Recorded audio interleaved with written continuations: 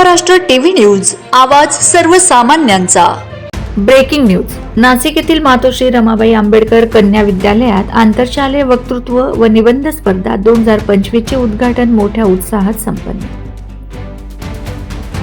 नाशिक येथील डॉ. बाबासाहेब आंबेडकर ज्ञान विकास केंद्र संचलित मातोश्री रमाबाई आंबेडकर कन्या माध्यमिक व उच्च माध्यमिक विद्यालय गडकरी चौक नाशिक येथे 6 डिसेंबर महामानव भारतरत्न डॉ. बाबासाहेब आंबेडकर यांच्या महापरिनिर्वाण दिनानिमित्त आंतरशालेय वक्तृत्व व निबंध स्पर्धा सन 2025 आयोजित करण्यात आले।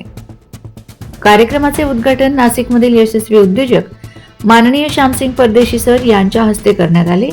कार्यक्रमात संस्थेचे अध्यक्ष माननीय वामनराव गायकवाड साहेब, संस्थेचे उपाध्यक्ष गोविंदराव कटारे साहेब, संस्थेचे सरचिटणीस नितीन भुजबळ साहेब, शालेय समितीचे अध्यक्ष प्रबुद्धचंद्र भाऊसाहेब कसबे साहेब, संस्थेचे सदस्य करुणा सागर पगारे दादा, तसेच शशांक हिरे साहेब, अशोक मोरे साहेब, रमाबाई विद्यार्थिनी वसतिगृहाचे अध्यक्ष कुणाल गायकवाड साहेब, शाळेच्या प्राचार्या सुमंगला शिंदे मॅडम, पर्यवेक्षिका माधुरी जाधव मॅडम, कुणाल प्राथमिक शाळेचे मुख्याध्यापक अहिरे सर उपस्थित होते। तसेच कार्यक्रमाचे प्रमुख अतिथी श्यामसिंग परदेशी, सौ कीर्ती कदम मॅडम यांनी त्यांचा परिचय करून दिला। वक्तृत्व निबंध स्पर्धेसाठी नाशिक महानगरपालिका क्षेत्रातील लहान गट, मोठा गट व खुल्या गटातून जवळपास 750 स्पर्धकांनी सहभाग नोंदवला। या स्पर्धेचे परीक्षणाचे काम किरण नानासाहेब जाधव, तर वंदना भालेराव मॅडम, डॉक्टर गौतम दिलीप खरे, तसेच डॉक्टर संध्या हंसराज पवार, वीणा विनितीन भुजबळ मॅडम यांनी केले। कार्यक्रमाचे सूत्रसंचालन विद्यालयाच्या उपशिक्षिका लता शिंदे या मॅडमांनी केले। स्पर्धेविषयीची माहिती विद्यालयाचे उपशिक्षक प्रवीण बोडके सर यांनी दिली। वक्तृत्व व निबंध स्पर्धा यशस्वीपणे पार पाडण्यासाठी समितीतील सदस्य शिक्षक प्रवीण बोडके, तसेच प्रदीप ठाकरे, शिक्षिका शुभलक्ष्मी भोई, लीलाताई शिवदे, लता शिंदे, विद्यालयातील सर्व शिक्षक व शिक्षकेतर कर्मचारी यांनी विशेष परिश्रम घेतले। वंदे महाराष्ट्र टीव्ही मीडियासाठी कॅमेरामॅन रोजमीन शेख सह प्रतिनिधी रमेश गिरी, नाशिक।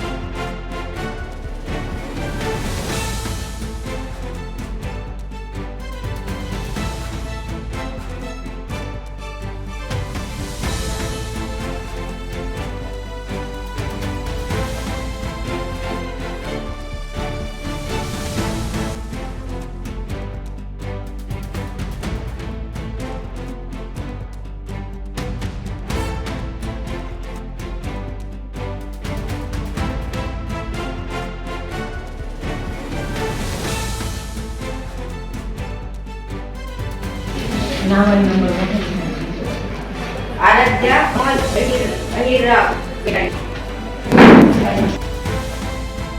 विषय मांडणार आहे।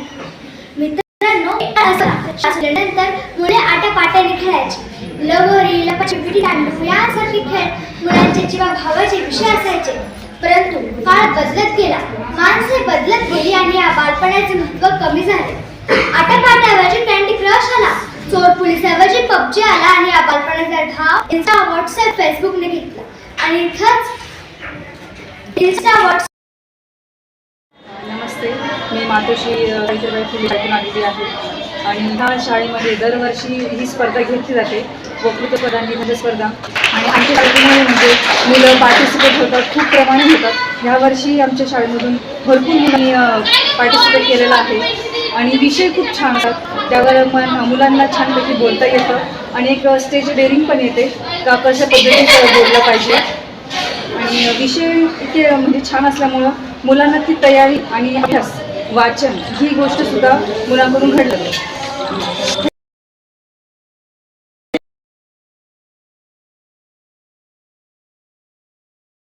डॉक्टर बाबासाहेब आंबेडकर ज्ञान विकास केंद्र संचलित रमाबाई आंबेडकर कन्या माध्यमिक व उच्च माध्यमिक विद्यालय नाशिक, दरवर्षी आपण डॉक्टर बाबासाहेब आंबेडकर यांच्या महापरिनिर्वाण दिनानिमित्त म्हणजे 6 डिसेंबर विद्यालयामध्ये निबंध आणि वक्तृत्व स्पर्धेचं आयोजन करत असतो. डॉक्टर बाबासाहेबांचा अतिशय महत्त्वाचा म्हणजे त्यांचं वक्तृत्व खूप सुंदर होतं आणि त्यांच्या लेखणीने तर संपूर्ण जगावर या ठिकाणी म्हणजे केवळ भारतावरच नाही तर संपूर्ण ठिकाणी राज्य केलं आहे. तर त्यांचा हा वक्तृत्व विद्यार्थ्यांमध्ये विकसित व्हावा, विद्यार्थ्यांना लहानपणापासूनच आपले मत ठामपणे निर्भीडपणे मांडण्याची सवय व्हावी या उद्देशाने आपण या स्पर्धा आयोजित करत असतो. मला सांगण्यास विशेष आनंद होत आहे की दरवर्षी या स्पर्धा व्हायच्या, परंतु यावर्षी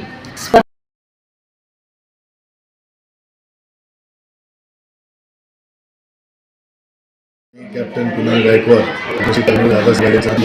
आणि रमाबाई कन्या विद्यालय याचं संचालक व रमाबाई आंबेडकर वसतिगृह याचा अध्यक्ष या नात्याने आज इथे जे रमाबाई कन्या विद्यालयाने वक्तृत्व स्पर्धा आयोजित केल्या होत्या त्याच्या उद्घाटन प्रसंगी इथे आलो असता तर या संस्थेचं जे मुलींना प्रोत्साहन देणारं कार्य बघून खूपच भारावून गेलो आणि त्यात आमच्या वसतिगृहाच्या ज्या वंचित मुली आहेत, खेडोपाड्यातल्या मुली आहेत, त्यांना ह्या स्पर्धेत सहभाग घेऊन त्यांना बाबासाहेब छत्रपती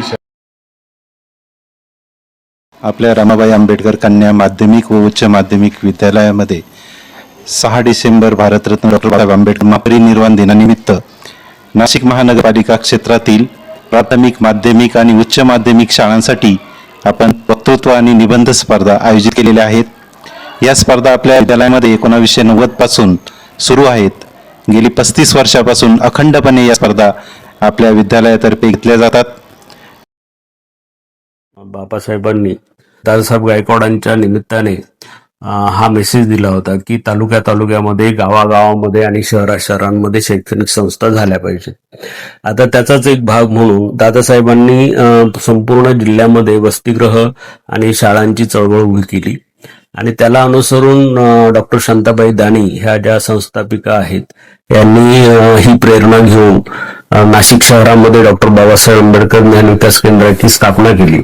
त्या माध्यमातून आजपर्यंत उपेक्षित, वंचित आणि बहुजन समाजातल्या विद्यार्थ्यांना शिक्षणाचं द्वार खुलं करून दिलं. त्यानिमित्ताने ह्या शिक्षणाची शैक्षणिक प्रगती झाली. शैक्षणिक प्रगतीतून त्यांची सामाजिक आणि आर्थिक उन्नती झाली. हा उद्देश खरा म्हणजे बाबासाहेबांच्या विचारांचा पूर्णत्वास नेण्याचं मोठं काम कर्मवीर दादासाहेब गायकवाड आणि शांताबाई दाणी यांनी केलेलं आहे. त्याचाच एक भाग म्हणून येत्या 6 डिसेंबरला बाबासाहेबांचा नुसता उत्सव नव्हे तर बाबासाहेबांच्या विचारांचा जागर झाला पाहिजे.